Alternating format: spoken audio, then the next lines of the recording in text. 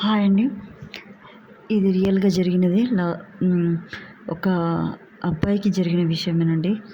నేను ఈ మధ్య చాలా మందితో మాట్లాడాను. ఇంకా అన్నోన్ పర్సన్స్ తోటి కూడా ఏంటి వీళ్ళు, ఏంది వీళ్ళ లైఫ్ ఎలా ఉంది? మన క్యాస్ట్ వాళ్ళనుకోండి, వాళ్ళని కలేసుకొని వీళ్ళ లైఫ్ మనదే ఉందా? అందరిది ఉందా?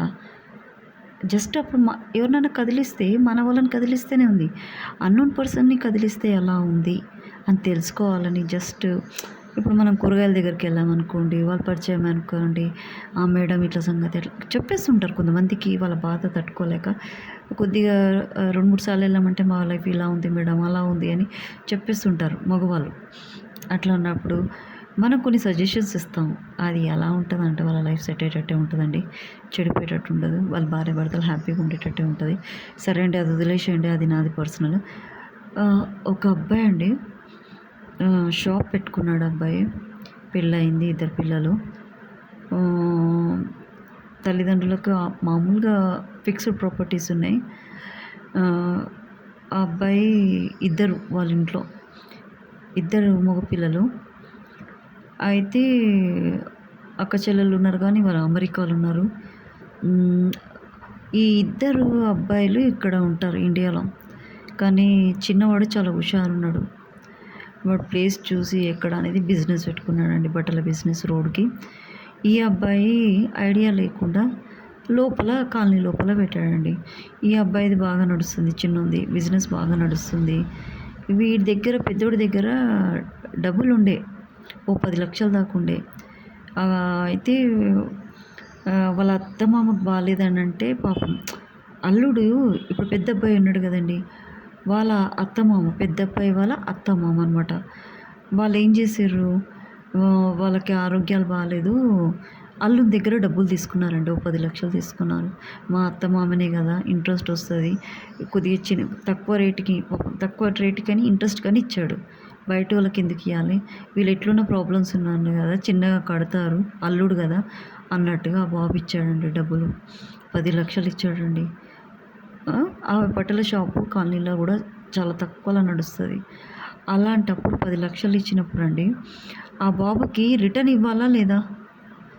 రిటర్న్ కూడా ఇవ్వకుండా ఇంట్రెస్ట్ పోయింది, అసలు పోయింది. ఆ అబ్బాయికి ఇవ్వట్లేదండి. కనీసం భార్యనన్ను అడగాలి ఆ గాడిద ముండ. మరి మా ఆయన ఇచ్చిండు పైసలు, అమ్మ మరి రిటర్న్ ఇచ్చేస్తే అయిపోతుంది కదా, మళ్ళీ రేపటి రోజున నాకు దెప్పి పొడుస్తారు. ఆ అబ్బాయి చాలా మంచోడు, ఏమంటాడు, ఏమనడు అని వాళ్ళు. కానీ భార్యనను ఇప్పుడు తన భర్త, ఏ భర్తలు ఇస్తారండి పైసలు? అత్తమామకి ఇస్తారా? ఆ అబ్బాయి ఇచ్చాడంటే గ్రేట్ కదా. అలాంటప్పుడు ఆ పిల్లగాని మర్యాద నిలబెట్టాలా లేదా? మళ్ళీ ఇంట్రెస్ట్ ఇచ్చి అసలు ఇస్తారు కదా. తల్లిదండ్రులు ఏమో ప్లాట్ కొనమంటే కొనలేదట, గాలి ప్లాటు. ఆ అబ్బాయి ఇప్పుడు రెంటుకుంటున్నాడు. ఆ బట్టలు అమ్ముడు పోవు, 2 పిల్లలు. ఆ పిల్లగాడు ఎట్లా చదువుతాడండి? పాపం అబ్బాయి చెప్పలేక బాధపడుతున్నాడు. ఆ పిల్లలకి ఇప్పుడు స్కూళ్ళలో ఎంత ఫీజులు ఉన్నాయండి, ఫీజులు కట్టాలా? ఆ పిల్లలకు బట్టలు, తిండి ఏ నుంచి కడతాడండి? ఆ బట్టల షాప్ ఏం నడుస్తుందండి? నడుస్తుందా? ఆ ఏరియాలో, అది కూడా కాలనీ లోపల ఏడ నడుస్తుందండి? ఎప్పుడో పోతే రెంట్ ఎట్లా కట్టుకుంటాడు? ఆ షాప్ రెంట్ ఎట్లా కట్టుకుంటాడు? ఇంటి కిరాయి ఎట్లా కట్టుకుంటాడు? భార్య పిల్లల్ని ఎట్లా పోషించుకుంటాడు? చాలా ఆ అబ్బాయి చెప్తుంటే నాకు చాలా బాధ అనిపించిందండి. ఎందుకు ఇచ్చావు అమ్మ అంటే, అత్త కదా, అత్త మామయ్యనే కదా, నా భార్య వాళ్ళ పేరెంట్సే కదా అని అన్నాడు. ఒక్క పైసా కాదు, 2 పైసా కాదు, 10 లక్షలు. ఆ రోజు వాళ్ళ తల్లిదండ్రులు విని ఆ పిల్లగానికి కొద్దిగా మోరల్ సపోర్ట్ ఇచ్చి ఆ ప్లాట్ కొనుంటే ఆ పిల్లగాని పేరు మీద ప్లాట్ పడి ఉండగా. నిజంగా తల్లిదండ్రులు కూడా ఎట్లా పాడయ్యారంటండి, పిల్లగాడు పాడైతుంటే చూస్తుంటారే తప్ప. ఇప్పుడు చూడండి, ఆ పిల్లగాడు అత్తమామ ఆ పైసలు, ఆ 10 లక్షలు ఉన్నప్పుడు ప్లాట్ కొనుక్కొని ఉంటే వాళ్ళ చేతికి పోకపోవు కదా, అవునా? ఇప్పుడు ఆ పిల్లగాడు తెలియక అమాయకంగా ఇచ్చేసేయి. ఇప్పుడు ఎవరికి లాసు? మీ కొడుకుకే కదా. తల్లిదండ్రులకు ఇంత తెలివి లేకుంటే ఎందుకుంటారండి, నాకు అర్థం కాదు. ఇంత ఇన్నోసెంట్గా పిల్లగాడు పాడైపోతుంటే చూస్తుంటారు. వీళ్ళకి ఏమైనా బుద్ధి ఉందా, తెలివి ఉందా? ఏం మనుషులండి కంతారు కానీ. ఇప్పుడు వాళ్ళకి పెరాలసిస్ వచ్చి, రోగాలు వచ్చి అడ్డం పడ్డారు. ఇప్పుడు ఆ పిల్లగాడు చూసుకుంటాడా? ఆ రోజు నన్ను పాడు చేసి ఇప్పుడు ఈ మా అత్తగారు కూడా నా పైసలు దుబ్బి వాడు ఎక్కడి నుంచి పడతాడు పాపం ఫస్ట్ ఆఫ్ ఆల్. వాడు ఏ నుంచి తెచ్చి పెడతాడు? ఇప్పుడు తల్లిదండ్రులకు పెట్టుకోవాలనుకున్నా కూడా అదే ప్లాట్ పడి ఉంటే ఆ సంపాదించిన ఈ ఇల్లు సొంత ఒక రూమ్ వేసుకుంటుండే ఎట్లనో అట్లా వేసుకొని కొద్దిగా పైసలు ఉన్నా కానీ తల్లిదండ్రులు చూడడానికి సపోర్టింగ్ ఉంటుండే. ఇప్పుడు ఆ పిల్లగాడు తల్లిదండ్రులను చూడగలుగుతాడా? చిన్నోడు తెలివితోటి సెటిల్ అయిపోయిండు.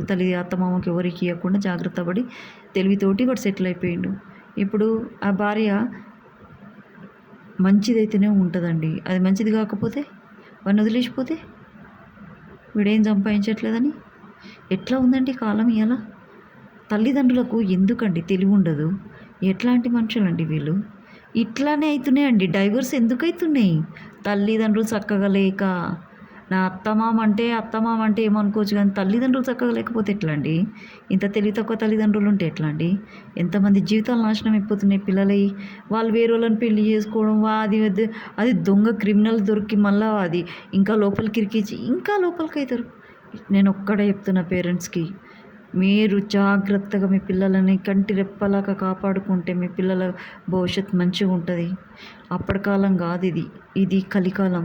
ఒక్కటే చెప్తున్న తల్లిదండ్రులకి, పిల్లలని వాళ్ళకు ఉండేలా ప్రూఫ్ భయపడాలి అల్లుడు, అట్లా చేయాలి. కానీ ఇవాళ రేపు అల్లుడిని మోసం చేస్తున్నారు ఈ ఆడపిల్లల తల్లిదండ్రులు. ఏం పోయాక నేను అందరిని అంటలేను, ఎవరైతే మోసం చేస్తున్నారో పాప ఎన్ని రోజులు పెట్టుకుంటారండి ఆ పాపపు సొమ్ము? పైకి వస్తారా మీరు? అల్లుని సొమ్ము తింటే పైకి వస్తారండి? సర్వనాశనం అయిపోతారు. ఎవరైనా సరే అల్లుని దగ్గర పైసలు తీసుకుంటే తీసుకున్న వాళ్ళైతే ఇచ్చేసేయండి రిటర్న్. బామ్మర్దులైనా సరే నా అత్తమామైనా సరే ఇచ్చేసేయండి. ఆడపిల్ల సొమ్ము తింటే మంచిది కాదు, ఇంటికి మంచిగా ఏమంటారు అయిష్టం అంటారు. ఆడపిల్ల సొమ్ము తింటే అయిష్టం ఎవరికైనా సరే, ఆ తల్లిదండ్రులకైనా బామర్దులకైనా అత్తమామకైనా అయిష్టం. అది మంచిది కాదు. వాళ్ళ వంశం మోస్తుందండి ఆ పాపం.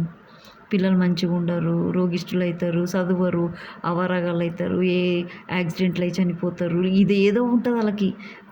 పెళ్ళి చేసుకున్న పిల్లంతో ఉండరు, మొత్తం బర్బాద్ ఉంటుంది.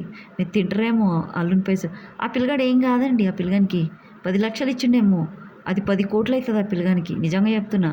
ఆ పిల్లగాడు తెలివితోటి ఓపికతోటి ఇంకా ఏదైనా బిజినెస్ చేసుకొని మంచిగా తెలివితోటి బతికితే మాత్రం ఒక్కసారి చూడనా, నువ్వు ఒక్కసారి దెబ్బతిన్నావు, ఇంకొకసారి దెబ్బతినకు. తెలివి తెచ్చుకో. ఒకరిని మోసం చేసి బట్టలు అమ్మడం కాదు, మోసం చేయకుండా నిజాయితీగా అమ్ము, నీ బిజినెస్ ఫస్ట్ క్లాస్ ఉంటుంది. అంతేకాదు నువ్వు నీతి నిజాయితీతోటి మంచిగా అందరితోటి ఫ్రెండ్లీ ఉండి బిజినెస్ని డెవలప్ చేసుకో.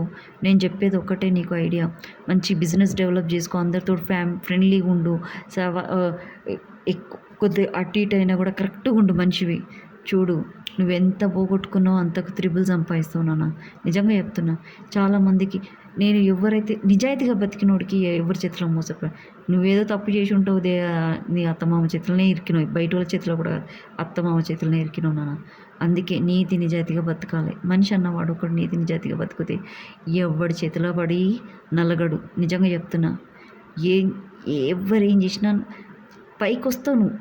ఒకవేళ నేను నలపాలనుకున్నా మంచి వాళ్ళనే నలుపుతారు నాన్న. మీరెంత చెప్పు, మంచి వాళ్ళని పుణ్యం చేసుకునేటోళ్ళనే నలిపి పడేస్తారు ఈ సొసైటీ. అలాంటి వాళ్ళే పైకి ఇట్లా పుడగలాకి ఇట్లా పైకి వచ్చేస్తారు. ఎంత ముంచాలన్నా కూడా వాళ్ళు మునగరు, పైకి వచ్చేస్తారు. ఇట్లా నీటి మీద నుంచి ఇట్లా పైకి ఇట్లా తేలుతూనే ఉంటారు వాళ్ళు. వాళ్ళ శక్తి ఏందో తెలుసా? మంచితనము, క్యారెక్టరు, ఉన్నట్టు మాట్లాడడం. అది వాళ్ళ మంచితనం అనేది. అది ఎవరు గుర్తించరు, కానీ వాళ్ళ సక్సెస్ అనేది అదే. చూడనా, నువ్వేం చెడిపోవు. వాళ్ళు ఆ 10 లక్షలు తీసుకొని ఎక్కడ పెట్టుకోరు, బొందకే పెట్టుకుంటారు, వేస్ట్. కానీ తల్లిదండ్రులు చేయబట్టి ఆ పిల్లగాడు వాళ్ళ చేతిలో బలైపోయిండు. కానీ ఇంకా అబ్బాయికి ఏం కావద్దనే కోరుకుంటున్నా. మంచిగా ఉండాలి, ఆ పిల్లలు మంచి డెవలప్ చేసుకోవాలి, కష్టపడాలి. భార్య కన్నా తెలివి ఉండాలి. మా అమ్మ మా నాన్న మోసం చేసారు మా ఆయనని, భర్తని పట్టుకొని మంచిగా తెలివితోటి చేసుకోవాలి, ఇవ్వాలి. తల్లిదండ్రులు ఎమ్మటపడి అమ్మ నా పైసలు నాకు ఇవ్వండి, ఇచ్చేసేయండి అని చెప్పేసి ఏదైనా ప్లాట్ అన్నా కొనుక్కో. ఆ అమ్మాయికి చెప్పేది నేను ఒకటే, ప్లాట్ కొనుక్కో. ఆ పైసలు తీసేసుకొని ఏదైనా చిన్న ప్లాట్ 30 గజాలు, 40 గజాలు చిన్నది నీకు ఒక రూమ్ పడేటట్టుగా తెలివితోటి కొనుక్కొని సక్సెస్ కండి నాన్న. కానీ భర్తను మోసం చేస్తుంటే నువ్వేం చేస్తున్నావు తల్లి? నీ అమ్మ నాన్న మోసం చేస్తుంటే ఏం చేస్తున్నావు? ఆ? నీ భర్తను మోసం చేస్తే నిన్ను మోసం చేసినట్టు కదా, నీ పిల్లల్ని మోసం చేసినట్టు కదా. తెలివి తక్కువదానా? నీ ఇష్టం, నీ కర్మ కొడుకు. కానీ అది ఆ దెబ్బ ఎప్పటికైనా మీ ఫ్యామిలీకి మొత్తానికి ఉంటుంది. అది మీ అమ్మల ఫ్యామిలీకి. ఇదంటే నేను చెప్పేది. ఎవరిని మోసం చేయొద్దు, పాపం తగులుతుంది. మీ ఇష్టం, మీ కర్మ కూడవండి.